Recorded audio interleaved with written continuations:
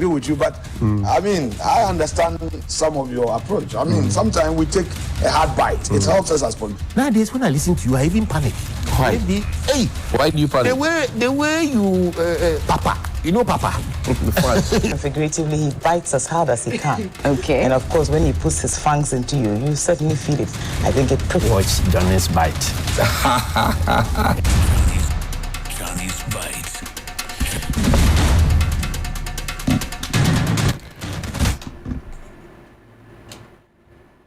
Bismillahirrahmanirrahim. Alhamdulillah Rabbil Alameen. Hasbunallah wa ni'mal wakil.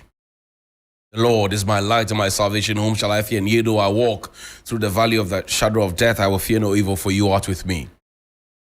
Thy rod and staff, they comfort me. Thou prepares a table before me in the presence of my enemies. You anoint my head with oil. My cup runneth over. And surely goodness and mercy shall follow me all the days of my life. And I will dwell in the house of the Lord forever and ever. Amen. Assalamu alaikum. It's Friday. Juma Mubarak to all our Muslim brothers and sisters. Welcome to Johnny's Bite. We're wrapping up the week, but we're beginning a brand new month. As the president said, pray for Ghana. And pray for him to also complete his term as he says so. And pray that we'll continue to have hope and trust. And also pray that the president will listen when the citizens talk. That the president will listen when the citizens talk, because he asks us to be citizens, not spectators. And that when we speak, we should not be treated as spectators, but we should be treated as citizens. And that we should be considered as key stakeholders in the governance of this country. That we are worthy partners in the progress of this country. We are not enemies of the state, of the regime. And that if the things that we are saying had been listened to, as is now being said by certain spokespersons of certain persons who want to lead the MPP and become flag bearer, we would not have been where we are. So the things that we said in the past are being said now. And they are being listened to because they have electoral consequences. Maybe ours didn't have electoral consequences. Now, in Cameroon and in Rwanda, changes have been made in the hierarchy of the military. People have been moved around. And that is because of what happened in Gabon, where the president, Mr. Bongo, says, oh, we should make some noise. Should make some noise. He's asking us to make some noise. When the people were making noise, he didn't listen to the people. Now he's asking us to make noise. But particularly in Cameroon, you know something? There's the president in Cameroon called Mr. Paul Biya. That's Black Rasta's favorite friend. He actually has composed a song for him. If you look for that song and listen to it. When Sixtus and I were in primary school, and we were studying social studies and cultural studies, they taught us that the president of Cameroon was Paul Biya, correct? We did what you know quizzes on the man, Paul Biya. Then we went to JSS. Paul Biya was still president. We have gone to secondary school. Paul Biya is still president. We have gone to the university, done first degree, have gone to do second degree. Paul Biya is still president. We have had children. And our children are even now in school. We attend PTAs on their behalf.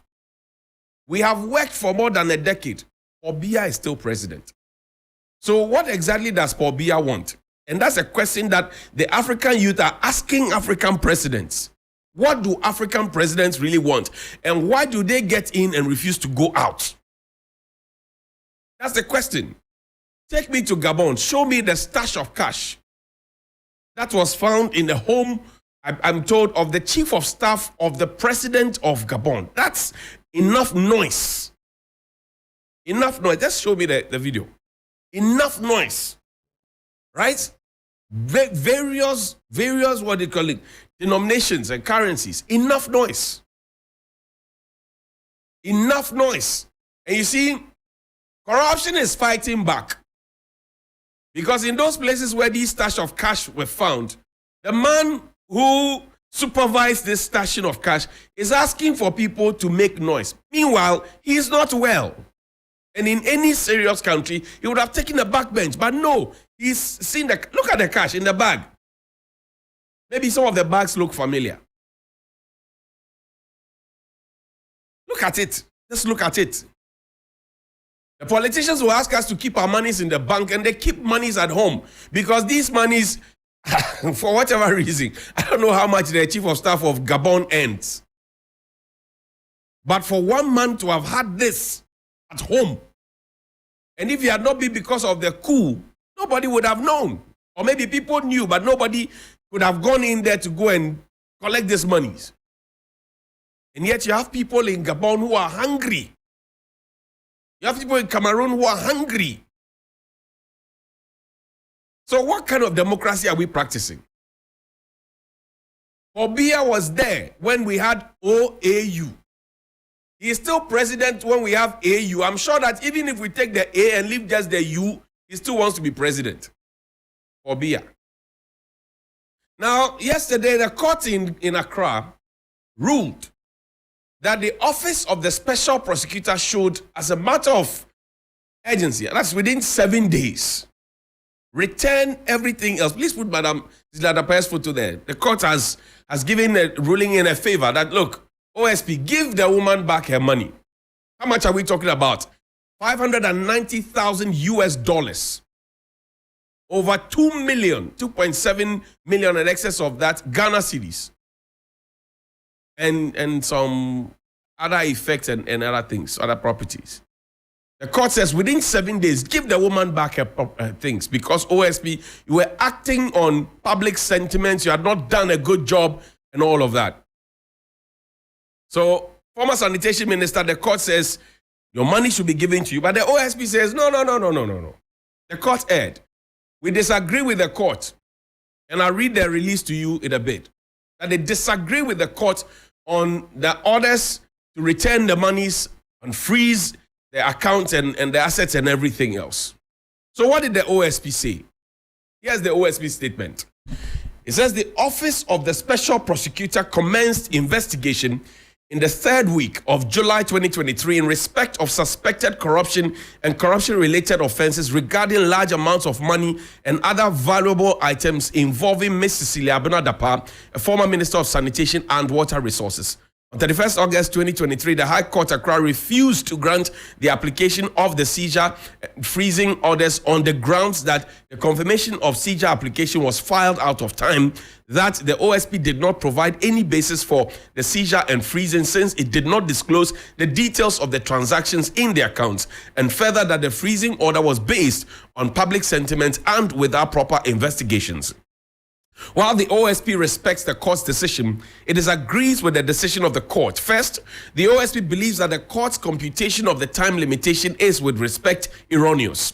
The OSP searched 3 private residences associated with Ms. Dapaah over the course of 2 weeks. The searches and discovery were ongoing during that period. There is little doubt that the OSP filed its application within the statutory window once the search and discovery window is considered. Second, the seizure by the OSP and the Special Prosecutor's freezing order was effectuated on the very firm basis of reasonable suspicion that the amounts and bank balances were tainted property, as Ms. Dapaah prevaricated as to the sources of the amounts she reported stolen from her residence, the amounts discovered by the OSP in her residence, and the volume of transactions in her bank accounts and investments. Third, the freezing order was not based on public sentiment. Rather, it was based on court processes filed in a criminal matter before the Circuit Court Accra involving Ms. Dapaah as the complainant. Further, the freezing order was effected to aid the investigation as required by law and not on the well, it's covered there, so I can. You need to put that on the side for me, so I can clearly read the portion of that.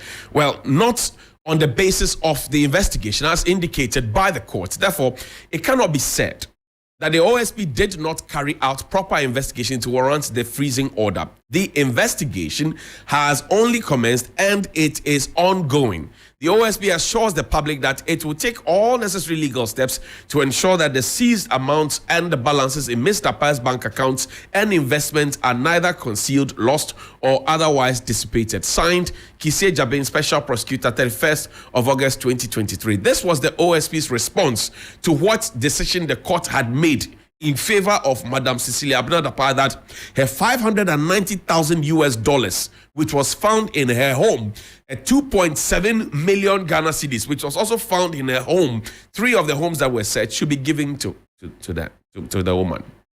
So we wait to see how these things come up and how these things play up. But yesterday, something interesting happened in Parliament.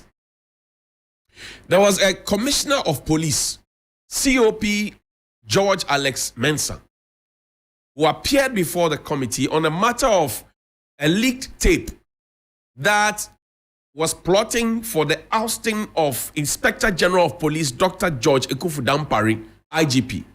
And this conversation was had on the altar of partisan politics in favor of the government in power, the NPP, or the party in power. Now, for those of us who may not have an appreciation of who a commissioner of police is or a COP is, I'll run you through the ranks. You start off from a constable, then you go to a lance corporal, then you go to a corporal, then you go to a sergeant, and then you rise up to an inspector, then you go to chief inspector, then ASP if you join the academy, and then a DSP, and then a superintendent, and then a chief superintendent, and then you rise above a chief superintendent to go back on ACP, that assistant commissioner of police, then you become a DCOP, then you become a COP. So 13 if you started from the bottom and you're up there. We understand that as of 1992, COP George Alex Mensah was a chief inspector or so. So between then and now, you can calculate how many paces he has climbed. But there's something that is instructive. If we have the video, let's play the video. Let's listen to the video. But then, before we play the video, I want to place on record that in the past few years, our National Security Minister, Honorable Kandapah, was recorded by a lady.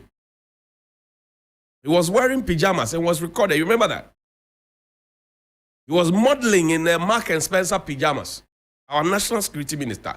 If you're looking for the president, he is the man to tell you the president is here or is not there. And national security, see something, say something. It was recorded.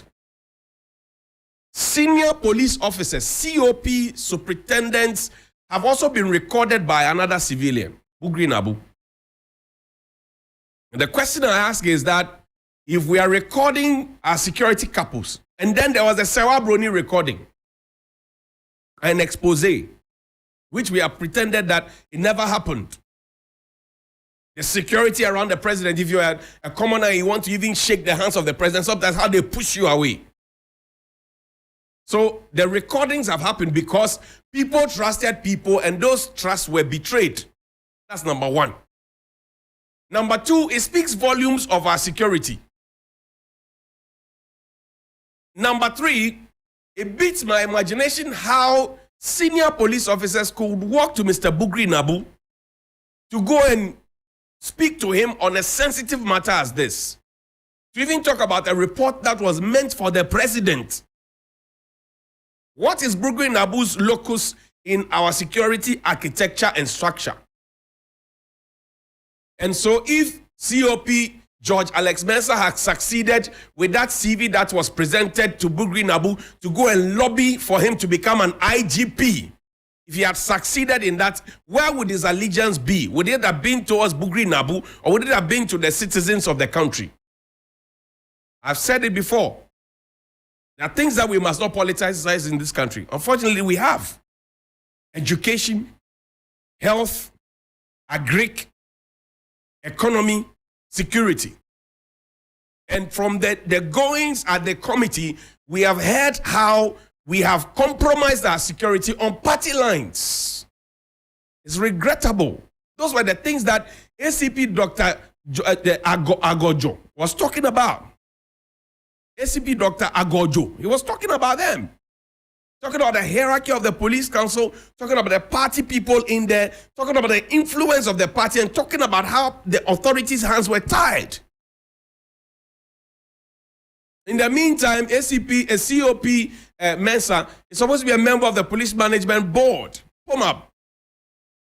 But he chooses to go to a party man to go and say that the IGP is not correct, and he comes on national television before a committee to say the IGP, his boss, is not correct. But he has no bad blood. And he's not undermining him. How safe and secure.